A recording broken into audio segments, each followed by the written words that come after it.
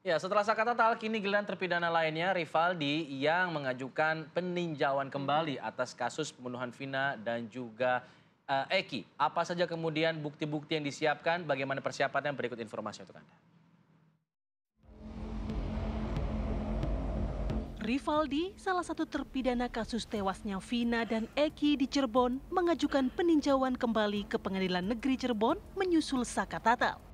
Tak tanggung-tanggung, kuasa hukum Rivaldi sudah menyiapkan 7 saksi sebagai penguat PK tersebut. Saksi tersebut akan terbagi menjadi saksi alibi dan saksi ahli. Bahkan kuasa hukum juga meminta kesediaan Ibtu Rudiana untuk menjadi saksi.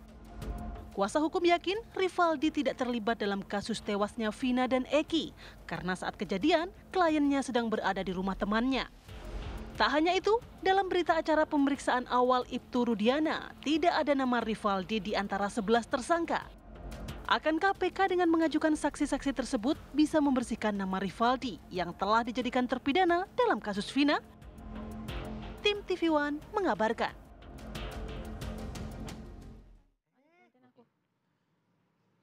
Ya, untuk membahas mengenai kasus ini kita sudah kedatangan sejumlah narasumber yang hadir di studio. Ada Bang Pitra Nasution yang sudah berada di sini. Selamat pagi, kuasa hukum dari Ibtu Rudiana. Pagi Bang Selamat pagi. Ada Pak Arianto tadi selaku penasihat ahli Kapolri sudah bergabung sama kami. Selamat pagi, Pak Arianto. Selamat pagi, Pak Arianto. Dan ada Mbak Cindy Sembiring selaku kuasa hukum dari Rivaldi. Selamat pagi, Mbak Cindy. Selamat pagi, Mbak Cindy. Selamat Pak Fira. Baik, Mbak Cindy. Saya ingin mulai dari Mbak Cindy dulu ya. Karena Mbak Cindy ini kliennya akan mengajukan PK. Sejauh ini sudah sejauh mana prosesnya? Apa saja yang disiapkan? Bukti-bukti apa saja yang kemudian Anda anggap sebagai bukti yang paling kuat untuk bisa diajukan di peninjauan kembali? Ya. Baik, terima kasih Alfa.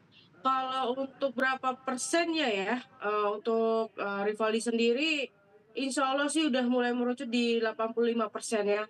Tinggal 15% lagi untuk pendaftarannya. Bukti apa aja yang sudah kami siapkan? Sudah banyak, termasuk bukti di mana bahwa klien kami Rivaldi Aditya Wardana itu tidak ada di tempat pada saat kejadian tanggal 27 Agustus 2016 tersebut.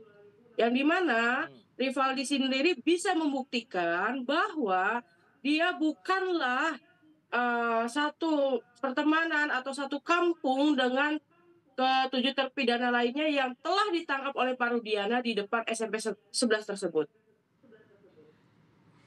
Mbak Cindy, kalau tidak ada keterkaitannya, tidak saling kenal, artinya bukti yang disodorkan nantinya itu akan bentuknya seperti apa?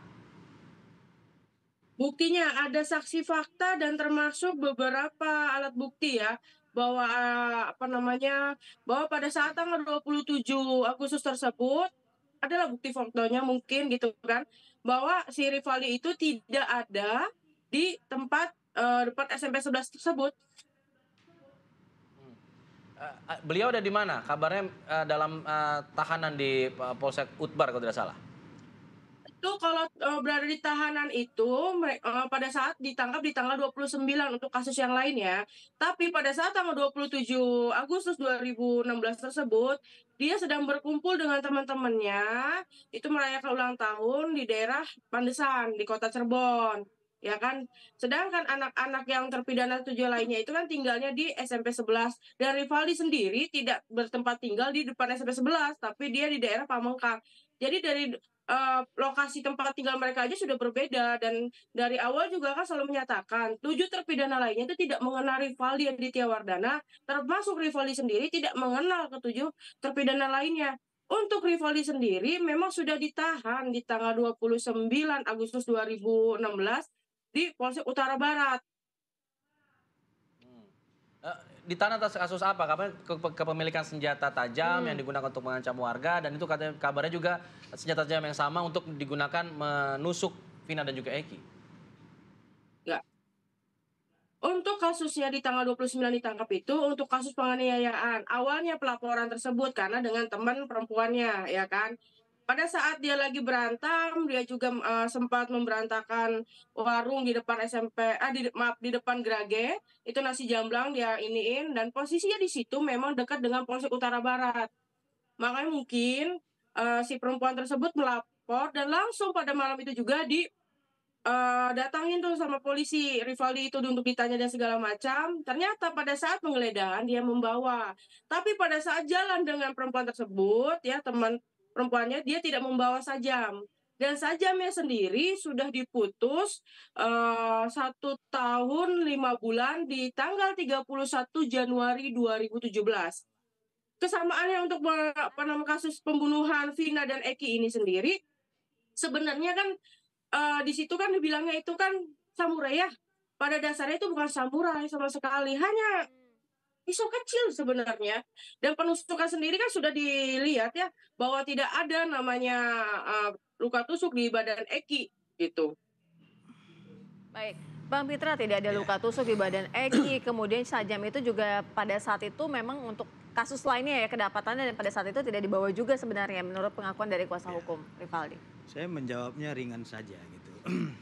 Yang pertama saya ingin luruskan dulu dari keterangan Ito kita Sembiring ini terkait dengan vonis pidana kepada Rivaldi, bukan 1 tahun 5 bulan, akan tetapi 1 tahun 6 bulan vonisnya. Dan itu nomor perkaranya nomor 226 PN Cirebon. Kalau dikatakan tidak ada barang bukti sesuai dengan putusan pengadilan PN Cirebon tersebut, itu barang buktinya ada 2 yang diputuskan oleh hakim. Yang pertama, 1 bilah senjata tajam berupa pedang. Yang kedua, 1 buah celana panjang jeans merek Wrangler warna biru.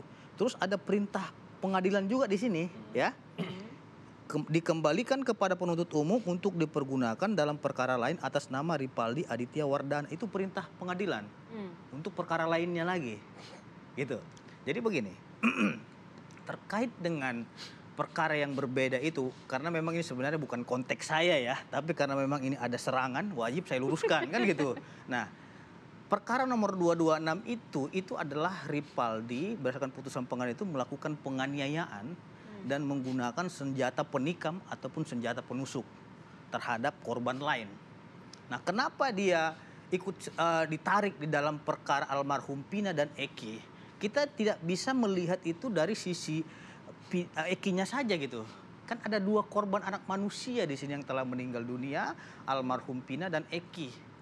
Dan senjata tajam itu yang keterlibatan Rivaldi berdasarkan keterangan daripada terpidana ini.